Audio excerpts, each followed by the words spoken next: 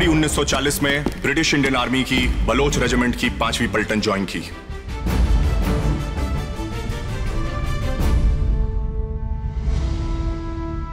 हिंदुस्तानी सिपाहियों ने जापानीज का बहुत बहादुरी से मुकाबला किया और उन्हें जापानीज के हवाले कर दिया गया। हिंदुस्तान और अंग्रेजों के बीच एक धागा था, वो टूट गया। गद्दारी की कोई माफी नहीं होगी। You are charged with Indian Army Act Section 41, waging war against the king. जब अंग्रेजी अफसरों ने साडी हिफाजत नहीं की, तो वो हमारी वफादारी के हकदार किस तरह हो सकते हैं? अगर जिंदा बचा उसके बाद शादी करोगी मुझसे?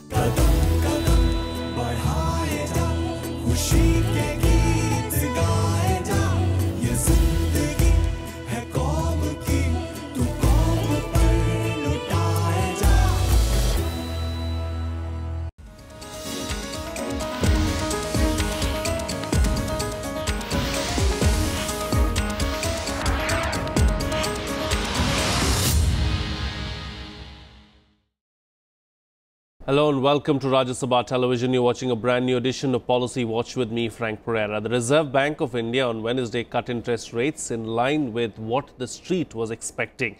Repo rate, the rate at which the central bank lends short-term money to banks, was cut by 25 basis points to 6% from 6.25%. RBI's move came on the back of inflation running well below its target for consecutive quarters. The central bank had last cut key rates in October 2016.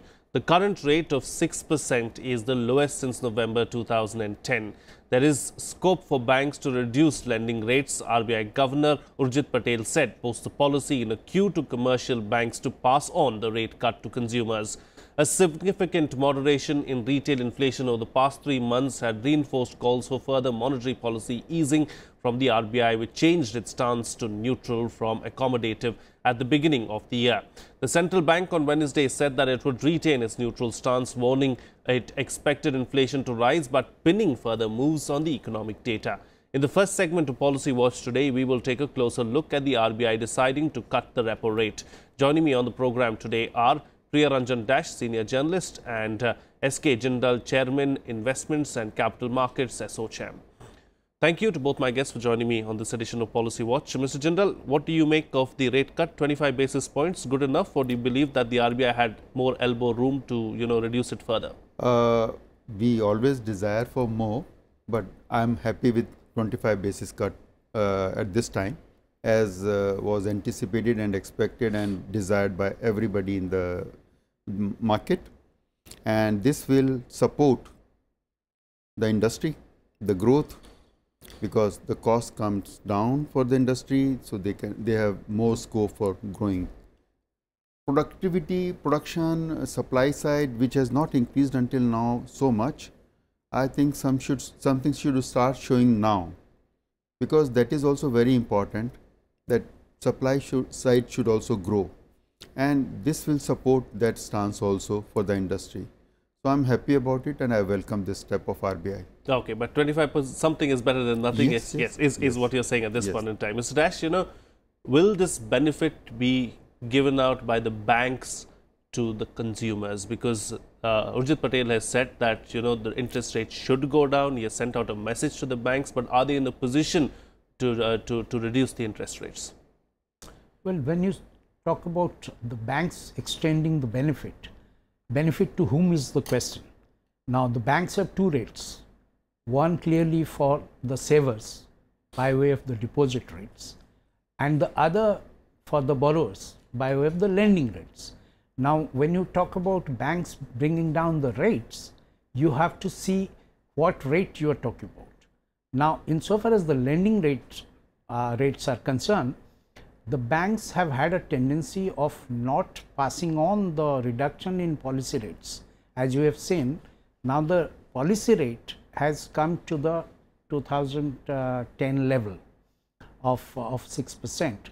Now, there has been over the period, there has been 200 basis point cut by Reserve Bank of India in policy rate.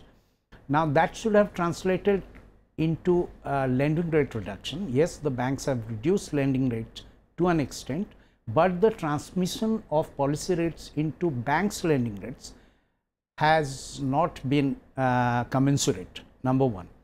Number two is the banks also, that is because the banks have had high cost of funds and they have been under, their margins, interest margins are under pressure. Now, as we know, they are also saddled with a lot of bad debt, the banks. So, they have not been able to commensurately transmit the policy rate reduction into lending rates. At the same time, the banks have also been bringing down the deposit rates, which is a disincentive for the savers. But fortunately, the banks seems to be, they have been flushed with funds, especially after the Notbandi, the demonetization as it is called, because there has been so much of deposits, cash deposits which were made by people who were holding cash. So, the banks have got those deposits. Now, of course, over the last few months, those deposits are getting drained out, the depositors are withdrawing it, but still the banks are holding much of those deposits. Now, that being the case, the banks and we have seen just before the Reserve Bank of India announced the cut in its policy rate of 25 basis point, the State Bank of India, which is the largest holder of savings bank deposits in the country, brought down its savings bank deposit rate from 4% to 3.5%, yes, which is for the first time it was doing ever since these deposit rates. Earlier, they used to be regulated, administered by Reserve Bank of India. Right. Now, the banks were given the power to determine their own savings deposit rate in 2011. So, after that, for the first time, it is that the State Bank of India has brought down its deposit rate. Sure. That means that what we may see in future, since the banks are under pressure or of their interest margin margins are under pressure, what we can see is a sharper reduction in savings rates, that is the right, deposit rates, right, rather than the lending rates. And it's sure, clear from yesterday's announcement of Reserve Bank of India also that the mechanism that the Reserve Bank of India had set up by way of the marginal cost lending rate, MCLR it is called, is not working adequately. So, sure, the Reserve Bank of India has announced that another committee will get into to see how the monetary policy actually get translated indeed to the bank rates. Right. Fair enough. Yeah. Yes, Mr. Jindal, you want to say something? Banks also want to make maximum margin possible, to show as much as possible. That is why the reason yesterday RBI has expressed their unhappiness that they are not passing on this benefit to the consumers, to the people. So, there is definitely a potential scope for lowering the rates, and regulator should ensure that it is done. They set a mechanism of MCLR. That mechanism was supposed to take care of this part of it, that there should not be big gap. But it seems it is working not sufficiently well, though it has improved. Banks have reduced the rate, not to that extent. So, regulator needs to look into this. If they are unhappy about this, those margins how much is good and how much is not good needs to be seen. So, that is important that the regulator should see into it and ensure, because it is in the interest of the larger interest of the country that people get money at the efficient rates, so right, that they can work better. So, there needs to be some control by the regulator. Lowering the interest rate is one aspect of it, and you believe that it is going to spur growth. But what really needs to be done apart from just lowering the interest rate to spur growth? Just reducing the interest rate is not enough. No, this is one aspect which we are discussing today. When suppose deposit rates are also reduced, then people will think that fixed deposit is not the only thing, they deposit their money and forget about it. No, there are other options. Mutual fund is equally safe, I would say, almost equally safe to invest your money in. So, people they also become complacent, they say I am getting 7%, let me be here. If these rates comes down, they also should change their mind and look for other opportunities for their whole life they will not remain in fixed deposit alone. They should look for other options also. So there are other options in the market. People should look for it, and time has come. They should look for it now. 7% is no interest rate for a fixed deposit now, because 34% goes into tax and you are left with 4.6%. Yes. 4.6% is almost inflation or less than inflation. So you are not saving anything. Sure. But if you go to other options, mutual fund is not risky. You need to little bit learn about it. Smart investments Yes. is the way So forward, you is what need you're to look suggesting. into this, and when you feel the pressure, you go towards those options. Fair enough. You know, Mr. Dash, as far as the 25 basis points reduction itself is concerned, you know, several members are unhappy with it. They said, you know, 50 basis points would have been far better. You know, even members in the government itself have come out in criticism of the MPC reducing the repo rate by just 25 basis points. Was the RBI in a position to reduce cut the repo rate by 50 basis points? Well, several members, not of the Monetary Policy Committee.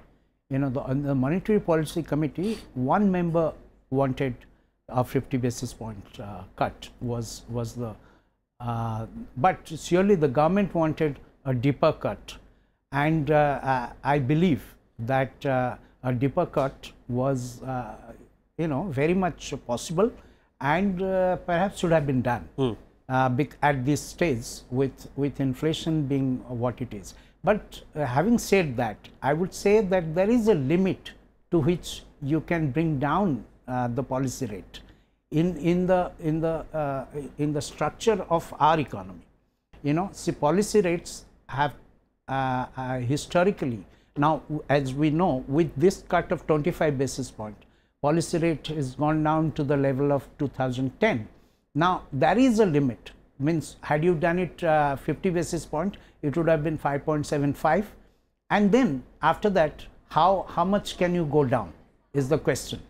I don't think in the structure of the Indian economy, which is a capital short economy, you can bring down the cost of funds, so to say, which is the value of money actually, right, to a level that is, particularly when internationally, you know, Federal Reserve rates, for instance, are being increased. But that's not the factor that is going to determine the inflow of funds into India. Sure. Of course, funds into India will always chase growth rather than interest rate.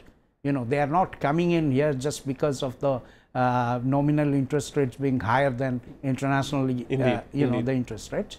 But the much of the funds which will come into India will, because they will chase high growth. Sure. As long as the economy shows high potential for growth, investments will come in, flows will come in.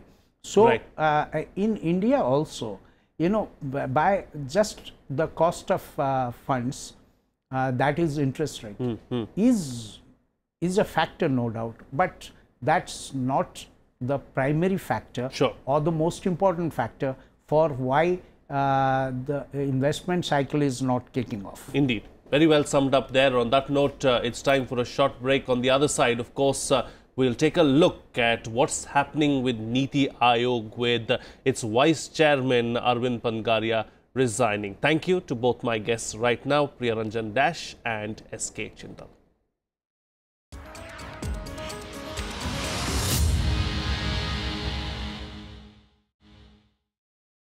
Welcome back. You're watching Policy Watch with me, Frank Pereira. Arvind Pangaria stepped down as Vice Chairman of the government think tank Niti Aayog. The Columbia University professor will be returning to the US to rejoin academia. The noted economist, who was appointed to the post by Prime Minister Narendra Modi in January 2015, wrote to Mr. Modi requesting to be relieved by the end of the month, as he has not been granted an extension of leave from Columbia University. Pangaria said that he had expressed his desire to rejoin academia to the Prime Minister about 2 months back. He is a professor of Indian political economy at Columbia University. His last day in office will be the 31st of August, and he is likely to rejoin the university on September 5th. In our next segment, we will analyze the journey of Niti Aayog thus far in the wake of Arvind Pangaria's resignation.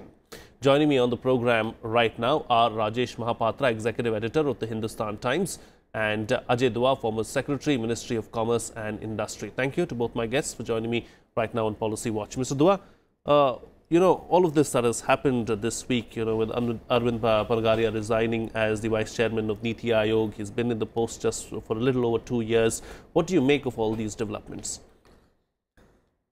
I'm told that when Mr. Pargaria was appointed, he had clearly indicated to the government at that time itself that his appointment should be for a period of 2 years only. The government had probably given him a 3-year appointment, and he's now leaving at the end of 2 years, 8 months, because I am inclined to believe what he is saying and what you just mentioned. So there's not more to it than meets the eye. I think so. It is what is. It is what it is. That's right. Okay, fair enough. Let's talk about Niti Aayog now, Rajesh Mahapatra. How has Niti Aayog done thus far? 2 years, 8 months, little short of 3 years that it's been in action now. It's replaced the Planning Commission. When the Planning Commission was done away with, the government came under a lot of criticism for doing away with the Planning Commission. And, thus far, but how has the journey been as far as Niti Aayog is concerned? I have not been greatly impressed with the way things have panned out. The idea of, I think the relevance of Planning Commission got significantly curtailed in the years following the economic liberalization program that was initiated in 1991. By the time we came to mid-90s, Planning Commission had lost what it, that place what it used to be in the spectrum of policy making. Okay, it had sort of and that also incidentally is the time when I came into this profession as journalist, and I can share this joke that when I ended up with Planning Commission was my first beat, and when I went there with all seriousness, because I was out of university, I was taught development planning, the relevance of planning, and was a big fan of all of those things, and I wanted to do that very seriously. Very senior officials, they were shocked that they had a visitor, because they said, nowadays journalists don't visit us anymore because we don't matter anymore. Are you really serious? I said, yes, I am serious. And why I'm telling you this story is that it will probably sort of give our audience a sense of what Planning Commission could be, even outside of its core mandate that was there when it was set up. I loved that place. I thought I learnt a lot from that place as a young journalist, because that was a place where you had the institutional knowledge about everything that has gone about in independent India's economic policy making, stored in terms of policy discussions, stored in terms of plan documents, stored in the memories of people who worked there. So it was greatly beneficial. Having said that, cut to 2015, 20 years later, there was definitely a need to rethink the role of Planning Commission.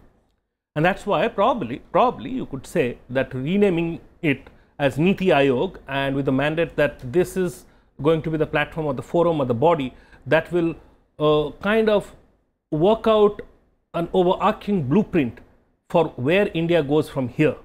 Now, if that was the core mandate of Niti Aayog, I do not see that anything has come out. What has been happening at the Niti Aayog are a few academic projects here and there, which is probably a good engagement for people who are working there.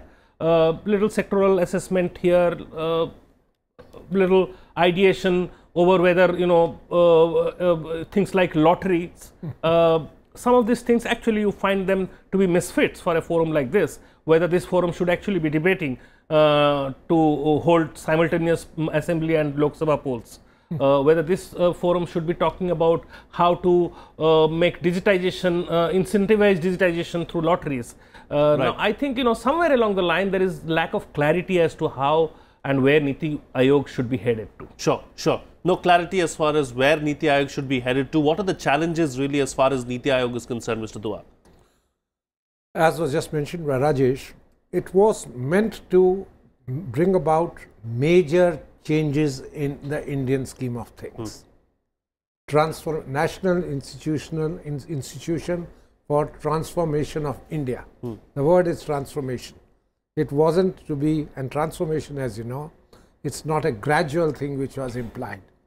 That India, we had a particular model of growth, largely top driven for resource allocation, origin of planning commission being in the Soviet style of input output models, etc., that we were now going to give space much more to market forces, which since the 90s, early 90s had already started. Alongside that, this was meant to give directional and strategic bring about changes to the central government as well as the states. We have to look at it whether in the last 2 or 2.5 years, did it at least, it may not have completed the task, did it actually get on to that? 2 or 3 changes which have been talked about by Mr. Pangaria himself a couple of days ago were, we suggested the changes in the divestment policy. 44 PSUs were named, including Air India was our bid. Yes. Fine. We've suggested certain changes in the medical and medical setting up of the Medical Commission of India, and some work has been done with education. He talked about that he'd also suggested coastal zones to be set up, that he is disappointed the government didn't quite act on it. My point is all these are good, but they are minor sectoral changes rather than the overall paradigm of development. They're not transformative. Exactly the point. And I would have said, look, what are the main challenges which we need to address? One would have been how to get the states into the scheme of development much more than we have done so far. Sure. And when I talk of development, it's not merely economic development.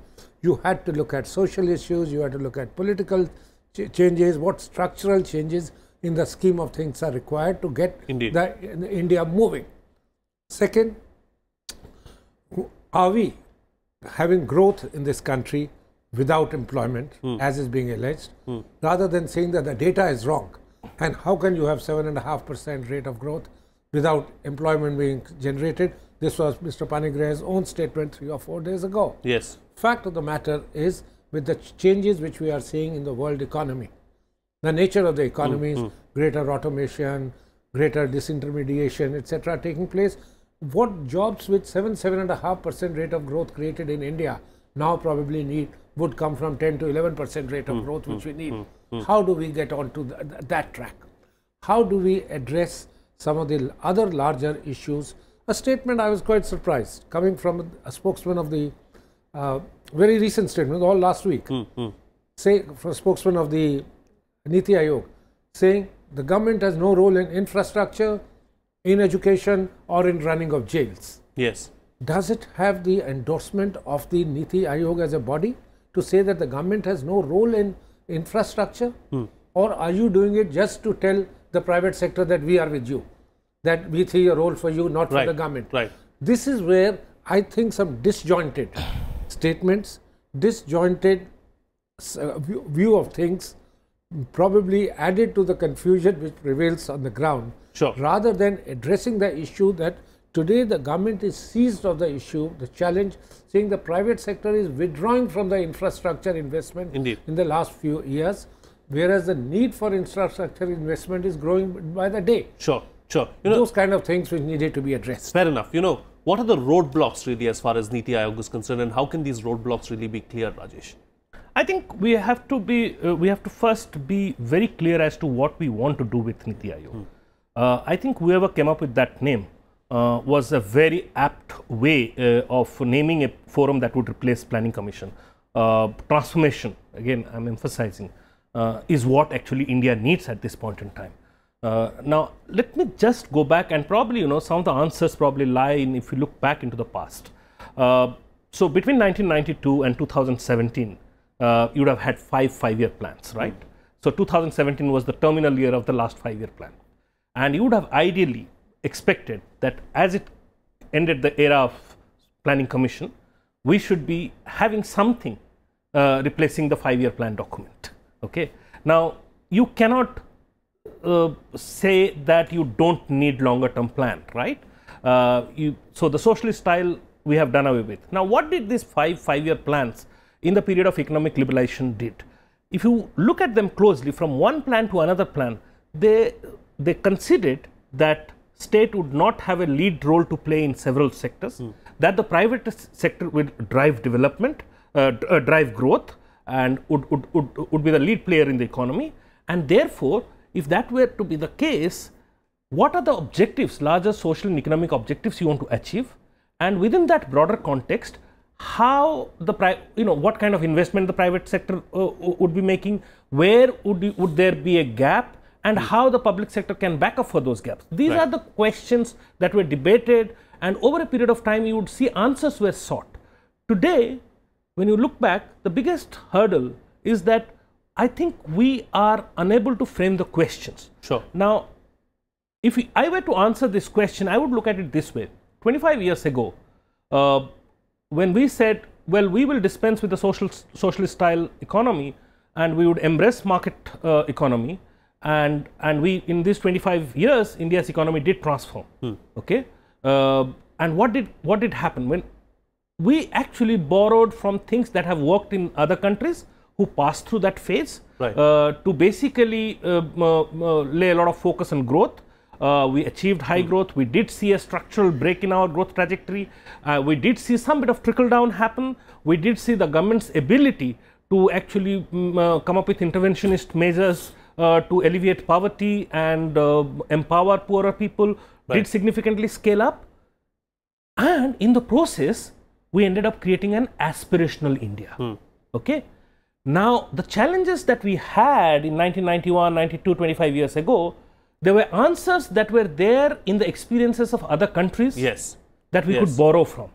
The challenges that we have today in catering to the aspirations and ambitions of an aspirational India, there are no answers. Fair enough. India has to find its own unique answer. Yes. If you ask me what should be the task of Niti Ayog's task should be to find that answer of a unique development paradigm that India needs desperately today. Okay, very well summed up. And on that note, I'm going to call it a wrap on this edition of Policy Watch. Ajay Dua, Rajesh Mahapatra, thank you so much, gentlemen, for joining me on the program and putting things into perspective for us. That's all the time we have today. See you again next time.